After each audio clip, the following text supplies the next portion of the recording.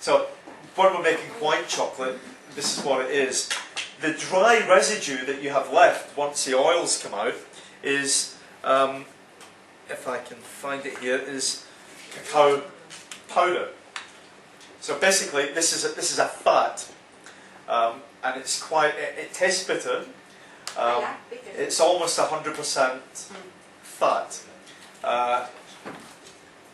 We have a dry residue, which is the cacao powder, which is got no fat content really. It's almost 100% carbohydrate. This is what you would start to use. Say if you were making a hot chocolate, which we're going to make a hot chocolate to drink.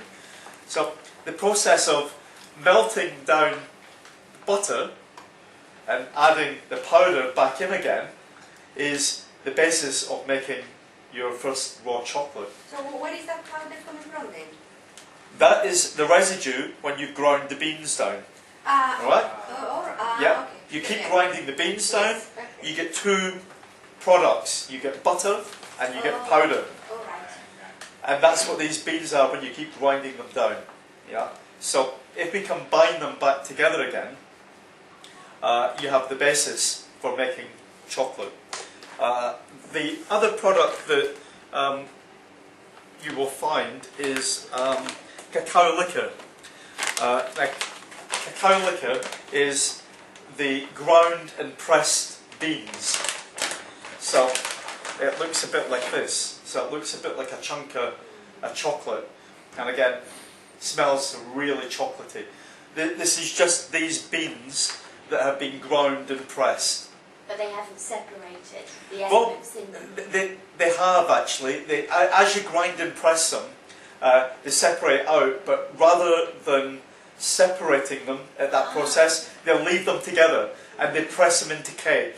So they press it together. But basically, this is just the cacao butter and the cacao powder together, pressed together. So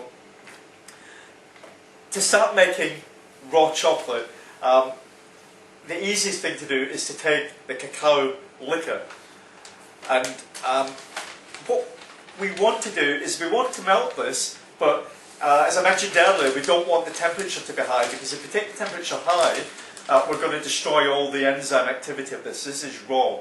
So this is like a live food.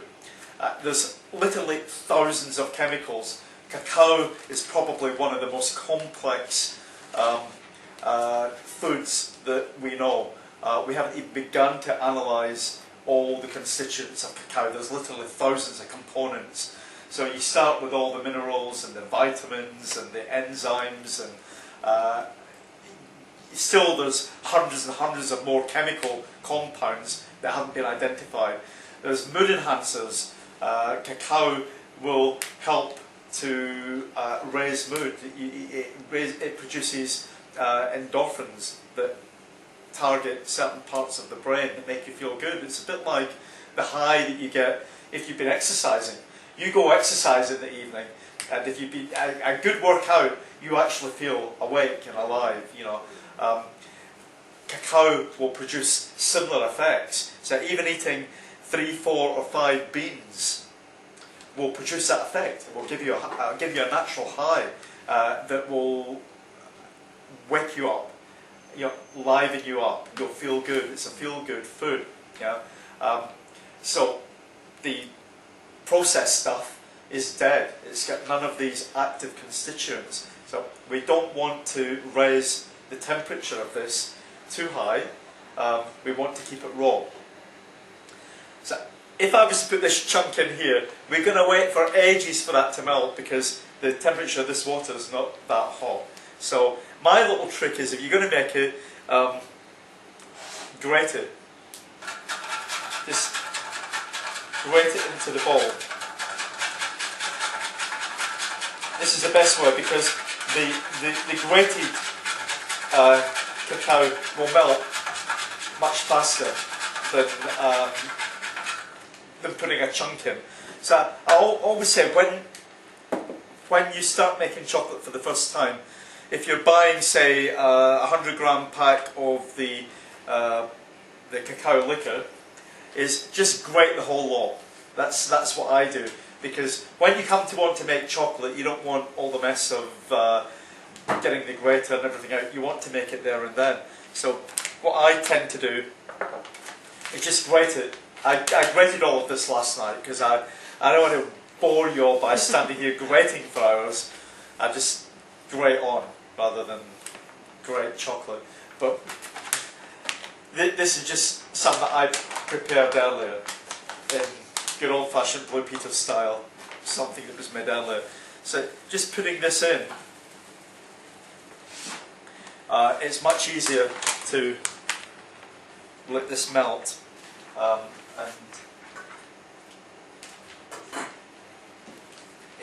this will start to melt really easily. It's already going. So we're just doing this really gently. So this is at a low temperature, so that, as I said, we're not destroying the vitamin content of this chocolate. So I think as this melts, I'm just going to give you a little bit more information. So just take a few minutes for this to melt. I just want to give you a bit of more of an idea of what you can do with it once you've actually got this melted. Because really, as this melts, you've got chocolate. The thing is, it's going to be really, really bitter at this point. We need to sweeten it, unless you like your chocolate like really, really bitter. I use agave. This is agave syrup. I don't know if anybody knows what agave syrup is. It's from the agave cactus. It's what they make. If you distill this, you get tequila. It's tequila. Yeah. The wonderful thing about this is it's low GL, low GI. So anybody who's following a low GL diet will be interested in agave syrup, because if you want to avoid the normal, and I don't know if anybody is following, I think maybe Mariella certainly knows about GL because we've got a lot of GL foods here. It's very good. What is GL? It's glycemic load. We're looking at the glycemic load of food. So you have the glycemic index, which is the amount of sugar that's contained within food. The glycemic load is the way in which the body loads with the glucose and how it then releases insulin to compensate and deal with that. So what we're looking for is low GL foods. Foods that have got a low glycemic load that then release the sugars slowly, so you're not getting a sugar rush. Agave naturally has got a low GL value, so it's a great food to use. It's also a remedy for the heart. Agave syrup? It's called cactus in homeopathy, and it's a heart remedy. Ah, okay, so I didn't know that. That's interesting. So it's got other... Now, I tend not to measure things, but a teaspoon, we're talking about a teaspoon of agave per, I don't know, per about 100 grams of cacao. I think the thing is, when you use this for the first time, always have a taste of it. Because if you've never used agave, have a taste so you get a measure of how sweet it is.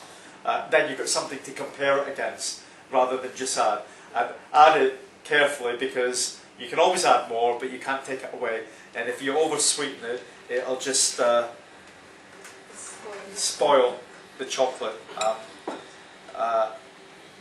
I've done this so many times, so I know roughly that's a teaspoon. Is that one from the Detox World, that agave?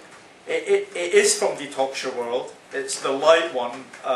I've just got it in a squeezy bottle because it's easier to divide it up. But it is the one that we have there. The one that they sell is a great big bottle.